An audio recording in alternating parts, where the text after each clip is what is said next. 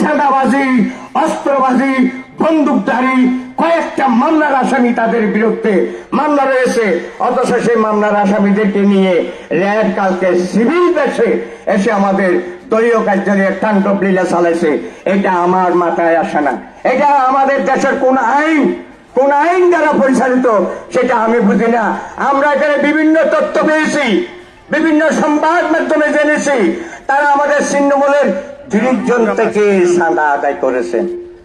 30 জন থেকে চাঁদা আদায় করে প্রায় 10 লক্ষ টাকা র্যাব চুক্তি করে কালকে ক্রাইম এবং সন্ত্রাস সৃষ্টিকারীদেরকে নিয়ে আমাদের দলীয় অফিসে এসে তাণ্ডব লীলা চালাইছে। কেন? ওনারা বলছে আমরা আসামি ধরতে এসেছি। আসামি ধরতে এসে কাকে ধরতে এসেছে? নাম প্রকাশ করতে বলেন, আসামির নাম প্রকাশ করতে বলেন। আমরা দেখলাম হাইসের মধ্যে প্রত্যেকে মার্ডার কেসের আসামি হাত করা করে বসায় রাখছে।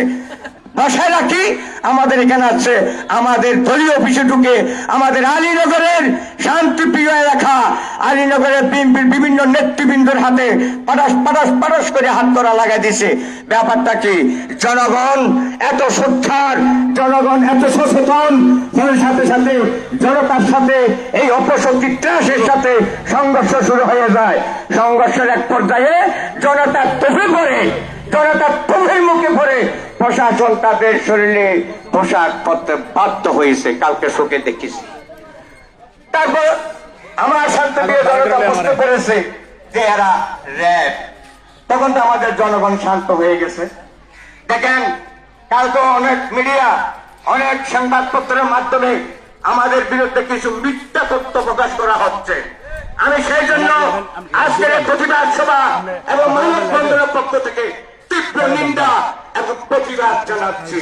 সুষ্ঠু তদন্তের মাধ্যমে আমি আমার চট্টগ্রাম সাইরাসের প্রার্থী ডক্টর লাইনুস চৌধুরীর কাছে বলতে চাই, কালকে আপনার কার্যালয়ে যেই ঘটনা ঘটেছে সেই কার্যালয়কে নির্বাচন প্রসারণা করার জন্য যে কর্মসূচি তৃণমূল বাচ্চা হাতে নিয়েছে সেই কর্মসূচিকে পালন করতে গেলে এই ধরনের কার্যক্রম যদি চলে আপনার নির্বাচন তো বাধাগ্রস্ত হবে। সেটা 100%। তাই আমি আমাদের দলীয় নেতা কর্মীদেরকে শান্ত থাকার জন্য পরামর্শ দিয়েছি। আগামীতে এই ধরনের অপ্রীতিকর ঘটনা যদি আবার দ্বিতীয়বার ঘটে, সেই জন্য আমার সংগ্রাম পরিষদ আলীনগর এই করবে না। সেই দায় নিতে হবে রাষ্ট্রকে, দায় নিতে হবে প্রশাসনকে। আমরা সেই দায় নেব না। বিভিন্ন মামলার আসামি জঙ্গল শিল্পের অবস্থানে থাকে আপনারা ইন্সপেকশন করুন। আমি সাংবাদিক ভাইদের মাধ্যমে প্রশাসনকে অনুরোধ করবো আমাদেরকে সিজন লিস্ট দেন, আমাদেরকে সিজন লিস্ট দেন। কারা কারা এখানে কায়েম করে সন্ত্রাস আসামিরা এখানে রক্ষিত আছে, আমরা আপনাদেরকে সহযোগিতা করবো। সেটার নাম হচ্ছে গণতন্ত্র, সেটার নাম হচ্ছে স্বাধীন। আজকে বিগত 5 মাস আমার ছিন্নমূল সংগ্রাম পরিষদের শান্তিপ্রিয় জনতা, আলীনগরের শান্তিপ্রিয় জনতা, ওরা তো কোথাও কোনো মারামারি, হানাহানি, কাড়াকাড়ি, দস্তাদস্তি এগুলো তো পরিষ্কার। এগুলো তো নেই, নাই মাদক দ্রব্য, নাই সন্ত্রাসী, নাই অস্ত্রবাদী, নাই কোনো ক্রাইম।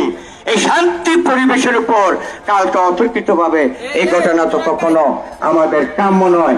আমি সাংবাদিক ভাইদের মধ্যে বলতে চাই, আগামী 48 ঘন্টার মধ্যে কালকের এই অনাকাঙ্ক্ষিত ঘটনার জন্য যারা দায়ী তাদেরকে গ্রেপ্তার করে দেশের প্রচলিত আইনে দৃষ্টান্তমূলক শাস্তি দাবি করি। সে যেই হোক, আমাদের মধ্যে যদি অন্যায়কারী থাকে তার বিরুদ্ধে আইনগত ব্যবস্থা করার জন্য প্রশাসনকে অনুরোধ করবো।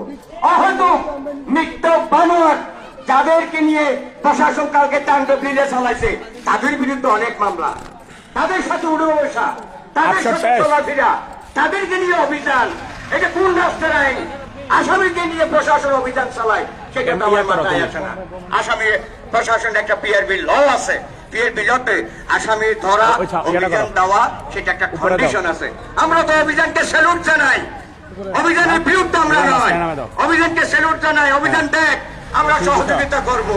আর অভিযানের নামে সন্ত্রাসীদেরকে মদত দিয়ে এখানে এসে যদি শান্তিপ্রিয় জনতার উপর যদি স্টিম রোলারের মতো যদি তাণ্ডব চালা হয়, আগামীতে সেইখানে ত্রাস সৃষ্টি হবে, সেইখানে প্রতিরোধ করে উঠতে ইনশাআল্লাহ।